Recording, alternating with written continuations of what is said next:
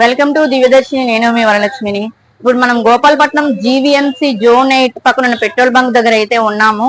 ఈ రోజు మార్నింగ్ నుంచి కూడా చాలా ఎక్కువ ఇక్కడ క్రౌడ్ అయితే ఉన్నది.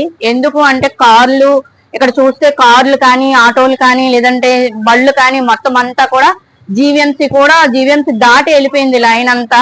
ఎందువల్ల అంటే పెట్రోల్, డీజిల్ దొరకట్లేదు. ఇక్కడ కొన్ని పెట్రోల్ బంక్ దగ్గర నో స్టాక్ అని బోర్డు పెట్టడం వల్ల ఎక్కడెక్కడి నుంచో కూడా జనాలు రావడం జరిగింది.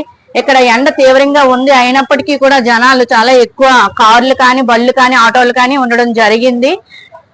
అలానే ఇక్కడ అసలు పెట్రోల్ ఎందుకు కొరత వచ్చిందని మనతోని ఇక్కడ పెట్రోల్ బంక్ మేనేజర్ వాసు ఉన్నారు, అడిగి తెలుసు. సార్ చెప్పండి, ఈ రోజు మండే కావడంతో ఎందుకు ఇంత జనాలు బంకుల దగ్గర ఉంటున్నారు?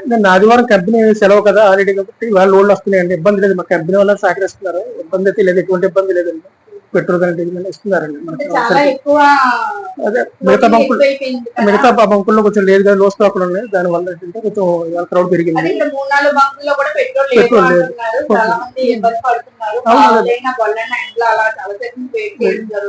లేదు అయిపోద్ది కొంచెం లేదు. అలాగే అటువంటిది ఏమి లేదండి.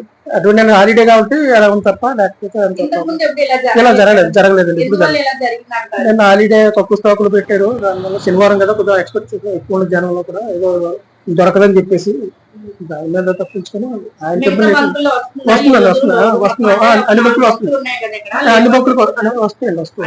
మాకు వస్తున్నారు, మాకు వస్తుంది. ఇబ్బంది అయితే లేదండి. కంపెనీ వాళ్ళు సహకరిస్తున్నారు, వస్తున్నారు. నా పేరు వాసు అండి.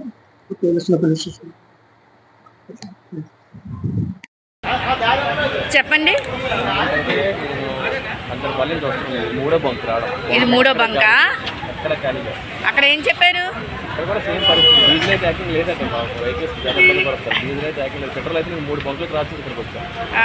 ఓకే, కంచపాల నుంచి వచ్చారా? ఓకే, మీరు మీరు మీరు